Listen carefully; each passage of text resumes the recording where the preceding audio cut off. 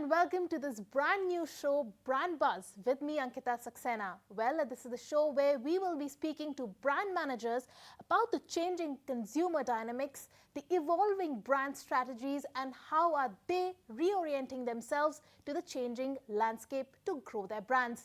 Our first guest today is MVS Murthy, who's the CMO at Federal Bank, who has been instrumental in leveraging marketing to help build scale for the bank by working on the intersection of brand communication, customer experience, and technology. Hi, Mr. Murthy. Thank you so much for taking the time out and coming for the first episode of our show. Thank you, Ankita, for having me on your show of Brand Buzz. I'm just hoping that we're going to have a fabulous conversation around brands and the buzz around it. Absolutely, absolutely, sir. So let me get started with the fact that the whole, customer centricity has always been, the go-to point for almost every brand. But this customer backward approach has really taken the center stage, where you first look at what the customer wants and then you start working backwards as far as the marketing strategy is concerned, even the product development is concerned. I think that came into fore specifically post-COVID. So how have you reoriented yourselves at Federal Bank to this changing approach towards brand solution? So let me answer your question in two parts. Okay, one is customer centricity and how Federal Bank has been doing the whole thing. For me as a marketeer, I think customer has always been the core of everything that you go out and do. I would want to believe that a lot of our customers essentially don't know what they want.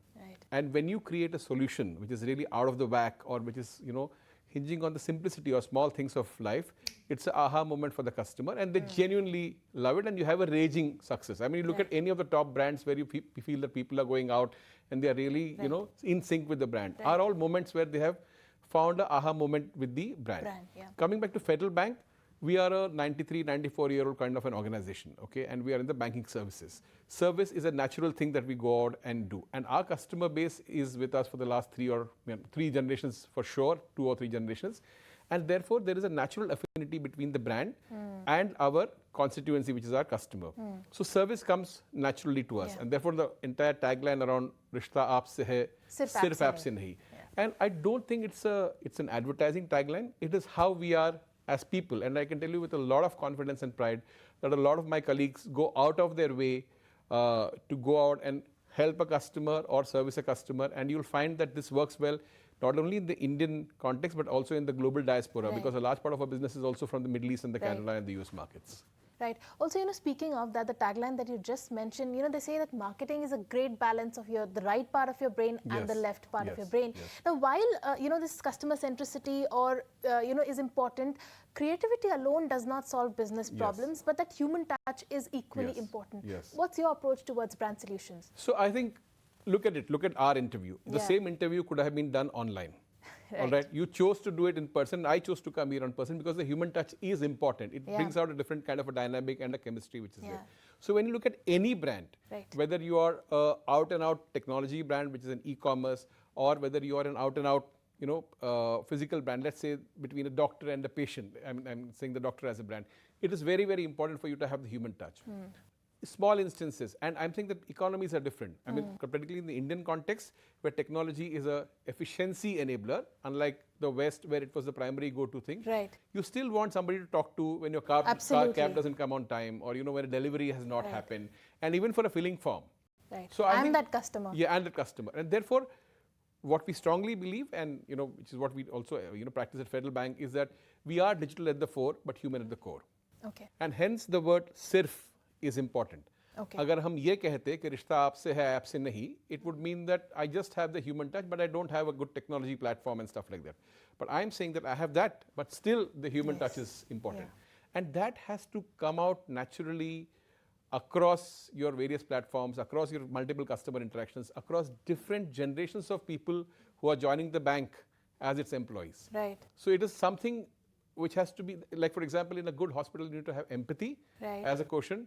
In this case, the natural ability to service a customer is the most critical ingredient. You spoke about tech as an enabler, but there's this one buzzword, you can like it, you can dislike it, but you just cannot ignore, and that's AI.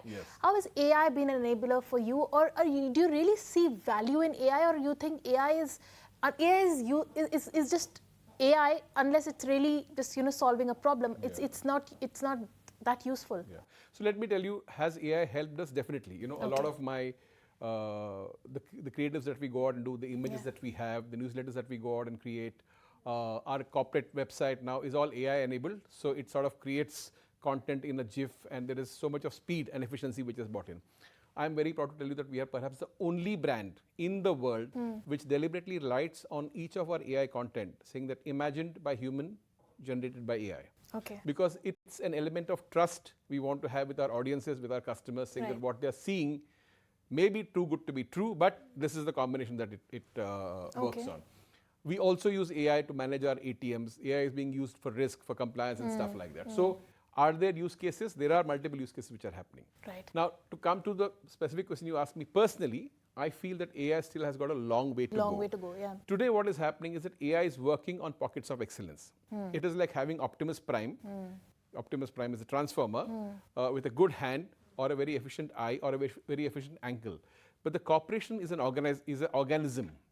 Okay, and an organism needs to have not pockets of intelligence, but overall it has to be efficient enough. Right. And the transformer has to morph from being a robo to being a fighter jet, to being a car, to punching out some 12 people in a place. And that level is yet to come. Right. So therefore I feel that there is enough work which is happening in AI. There are a lot of use cases which are there. But AI needs to come together to create a whole ecosystem which is run on artificial intelligence. Which means that, let us take the automobile. So the car is being managed by AI. The navigation is being managed by AI. The toll is being managed by AI. Your next stop where you are going to land up is going to be managed by AI. The insurance that you will pay on the car, depending on your driving, is going to be managed by AI. The entire ecosystem is then, housed on AI. And that is the level when you will see that it is really taking off as a, raging success. Till that time, you will definitely have, because sigma, the sum of the parts is always, greater, will continue to keep happening. It's a very exciting space to be in. But at a C-suite, we are looking at it. We are not cutting checks very easy. We are being very hard-fisted. And the other part is that technology also has got what I call a radioactive decay. It gets obsolete very, very fast. Yes. So should I be the first person cutting the check, or should I just wait and see how it is evolving? And it also means that I need to move a lot of the intellect and the intelligence which I have in my organization and in our people onto a platform like that. And I have to continuously keep doing it. So there are a lot of complications around the whole thing, but it is a great opportunity to... But if you wait and watch, I'll take a leaf from that. Let's just say that while tech and AI is an enabler, and it's also become a very big differentiator, especially in the financial services space. And while these new age fintech companies, they have been very agile with the tech and AI, do you think the banks have really lagged behind? And if that is the case, then do you think that they will have a first movers advantage? If you're not cutting checks easily, or if you're not moving into tech, is that what you feel? So, because you mentioned bank, Ankita, I must tell you that the biggest currency that any bank has got is trust.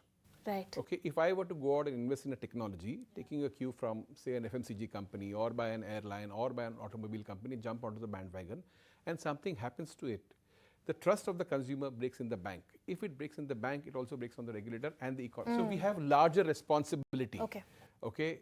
So therefore we need to be very, very cautious about how we go out and do. To say that whether I will have an early mover advantage, where I lose out on it, I think we are living in a multipolar world at the same time. I mean, you and me are on this particular show at this point in time, but our Instagram profiles are churning out images out there. My LinkedIn is going out and doing some stuff. So people are watching us all the time. So therefore, there is always an opportunity for you to catch up. The third aspect is that I think technology is porous. If you buy technology today, and I am a bit late, I'm saying 3 quarters late, I will eventually catch up.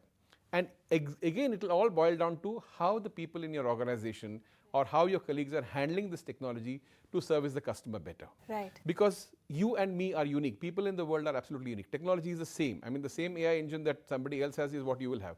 But the person who's managing it is the difference. I mean, it can be the same Boeing aircraft, but 2 pilots landed differently. But tell us, Mr. Murthy, that at this juncture, when marketing, the whole idea of marketing is getting turned on its head, what is fascinating you in this landscape, and what are the trends that you're noticing? I think any marketeer, whether he's a young person coming into the marketplace or is a seasoned veteran, and I'm saying even the CEO is a marketeer, is sitting on a great opportunity. Today is 2024. Right. 6 years from now, we are predicted to be a $7 trillion economy. Right. 2047, Viksit Bharat is going to be a $30 trillion economy. Yeah. There is Sagarmala, there is your Udan, which is coming up. There is a whole Gati Shakti project which is happening, and that is going to create a lot of economic prosperity. So when you look at it from a consumer's perspective, there are a lot of pockets of growth which are going to happen. The third aspect in this entire thing is that today in India, there is an opportunity for anybody to be an entrepreneur. Right. I mean, you might be an old lady living in Shimla and making jams out of strawberry, right. But because of the connectivity which is coming up, there is a marketplace which is getting created, and you don't need to be on ATL. You can just have an Instagram profile or something of that sort and keep marketing stuff. So as a marketeer, you're sitting on such an exciting time where the economy is throbbing at multiple levels, right from the top to a granular opportunity which an entrepreneur has. So for anybody who's coming into marketing, this is the most exciting broth that you could walk into. And then you have your own choice. You can be a digital marketeer, you can be a brand guy, you can be somebody who's innovative in strategic partnerships, and so much more to go out and do. And I think a lot of what India is collectively doing, whether it is a G20, whether it is showcasing our manufacturing capabilities or the demographic dividend or inviting people to become a part of the Viksit Bharat, is about marketing the country. Right, right. And we are perhaps, giving tailwind to that kind of stuff. So I think it's perhaps the most exciting time any marketeer globally would want to be in terms of an economy, in terms of the brand, in terms of the produce which is coming out, in terms of the service. So that's where we are. Mr. Murthy, now when you're hiring people in your team, yes. What are the skill sets that you're looking for? And I'm sure the skill sets would have changed in the last, like, say, yes. 4 odd years. Yes. So I'll tell you what. I look for people who are culture foodies. Okay. Culture foodies. I want people to be out of their offices. I want them to. I do it very, very consciously, and I travel almost 2 to 3 days a week. I want them to be out in the market, meeting consumers, not only your own consumers, but go and look how people are going and leveraging the Kumbh Mela. It's a 3,000 crore market, for example. The Shadi season is a 6 lakh crore market. It's as big as the GDP of Bangladesh. So what is happening in the wedding season? What kind of clothes are being bought? What kind of jewelry is being bought? And it's a new generation of people who are coming in. You need to be a compulsive culture foodie. Otherwise, you're going to miss out on all cues. That's the first thing that I sort of insist with my team. The second thing that I want to know is that, are you cross-pollinating your learnings? Okay. You don't need to be a narrow-cast marketeer where you're just thinking about what's there between me and my job, but there is so much to you about you as a person. You might be an artist, you might be a musician, you may have a kid who's going out and doing something. Are you bringing those learnings in?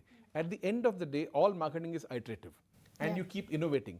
The excitement that the team finds in you, or the board finds in you, or the CEO finds in you, is that what is the next new thing you're going to go out and do. So if you want to do the new, then you have to be in the new. You can't be running a stereotype kind of a mindset thing that I'll come and look at my Excel sheets and make some nice PPTs and go out and do. So that is, I think it's very, very important.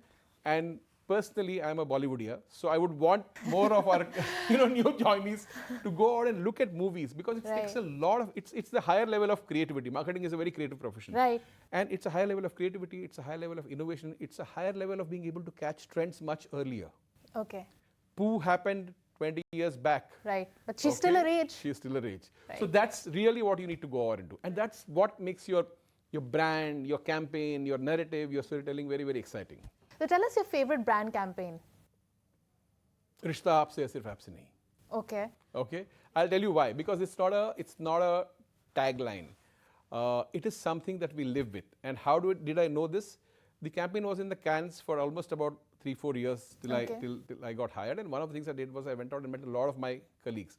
And I could feel this. It was like going to the house of a childhood friend where you're very welcome and people want to tell you their stories. They want to tell you, what they want to go out and do with their brands. They want you to come and meet their customers. Right. And that is how the tagline came in. The other reason why I love this campaign is that it gives me a lot of space. The same tagline can be used by a hospitality company, can be used by an airline, can be used by a hospital.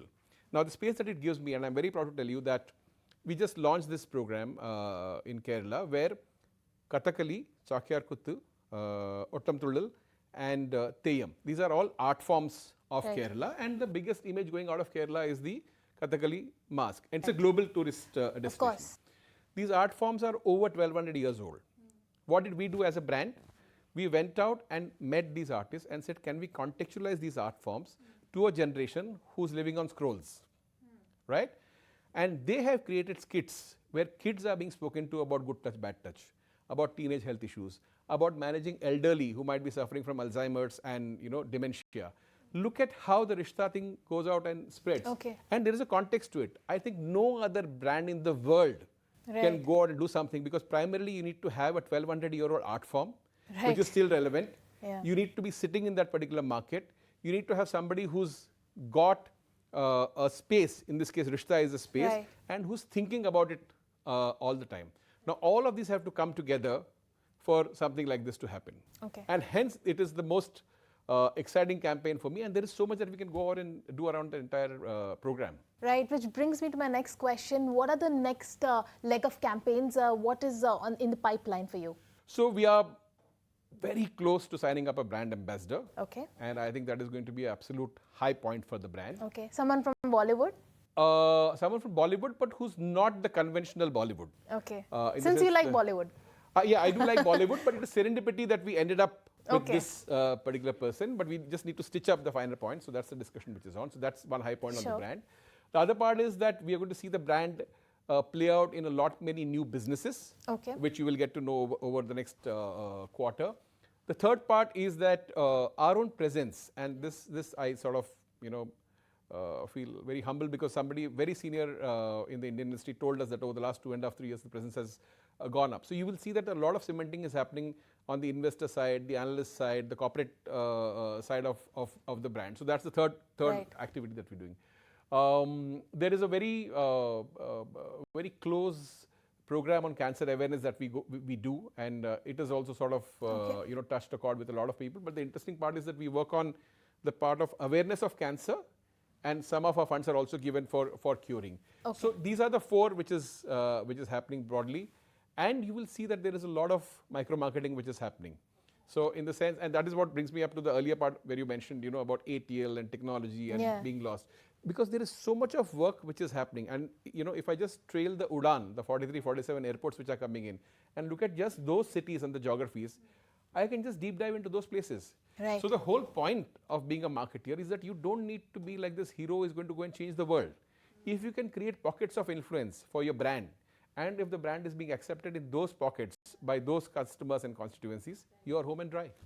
Okay. Finally, Mr. Murthy, one last question. What would be your advice to the young marketer, or for that matter, even a young startup founder in brand building? And what has been your learning from a young startup founder or the new age tech or financial services businesses? So I think I would go back to what Mr. David Ogilvy said, that be the most informed person in the room always.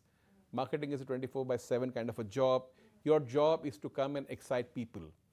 Gladiator 2 has just got released. One of the reasons why Gladiator is very popular is not because the emperor loves him. He's popular because the crowds love him. Because he goes out and does something which the crowds sort of really get excited about. So the marketer's job is to get the crowds excited, is to create raging fans for the brand, is to create an immersive experience, if I may say so. Right. But these are the kind of things that you need to go out and do. And for that, आपको घर से थोड़ा बाहर निकल के दूर चलना पड़ेगा. Okay. And when you walk the distance, you will go far, long, and wide. Okay, so that's what you need to do. You need to get out of your homes and your offices and find out what's trending. You have to be a culture foodie. And continuously keep breaking your comfort levels. Just keep breaking your get pushed. Let your CFO come and push you back, saying that I'm not going to approve this campaign because I think it's just too expensive. Okay. Be the guy who believes that there is a higher energy or whatever, and is continuously talking about it. And each time you go out and deliver, people will know. The other part, which I would insist on day zero, is that please measure what you're doing. Because if you're not tracking what you're doing, somebody else is definitely tracking. And that will get you to the back foot. Because you mean the ROI? The ROI has to be tracked. Yeah. Because I cannot tell you at this point in time how much will I deliver in sales by a campaign that I'm going out and launching. However, I can put myself a target. I can say that these are the markets that I want to go after. This is the opportunity that I have got. And I want to track these numbers. And over the years, particularly because you mentioned young marketers, over the years you will realize that it becomes like a doctor who can look at your face and say that bache aapko bukhar hai. And then the treatment begins. You reach that kind of a stage. That's the other part. And lastly, I think you need to sort of love technology because it is getting to be an integral part of all the business that you do. Right. And fourth point is that please do not give digital more due than it deserves. Okay. Unfortunately, the problem of the hyper measurability of the digital is that everybody is in this Pied Piper movement where we are analyzing. You're just following the herd. Yes, and we are analyzing the 30-second hair on the tail of the fox, whether it is tan, black, white or blue. But the fox is a whole animal. So the brand story is the entire animal. And you must do this because it gives you fine-tuning about the genealogy of that animal, about whether it is healthy or no. So it's important for you to know how your brand is working. But please don't put the tail at the mouth and the mouth at the tail. It's criminal. And that requires a lot of courage. I know it's difficult for youngsters to go out and do it. But over the years, as you play true to your craft, you become respected in that particular craft and people listen to you. Right. All right, Mr. Murthy, on that note, thank you so much. That was a very insightful chat, and all the young marketers who would be watching, they'll have lots to take away from this. Thank you so much for taking the time out. Thank you. Thank you for having me over. Thanks a lot. Thank you.